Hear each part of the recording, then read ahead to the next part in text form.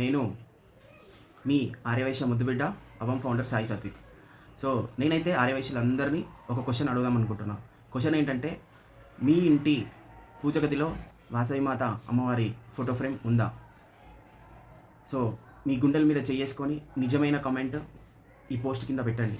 లేకపోతే లేదు అని పెట్టండి, ఉంటే ఉంది అని పెట్టండి, వీలైతే ఫోటో కూడా పెట్టండి, నో ప్రాబ్లం. కానీ ఇంకో విషయం చెప్తున్నా, లేని వాళ్ళు మాత్రం తప్పకుండా, ఇప్పుడు రాబోతుంది వాసవిమాత అమ్మవారి ఆత్మార్పణ దినోత్సవం.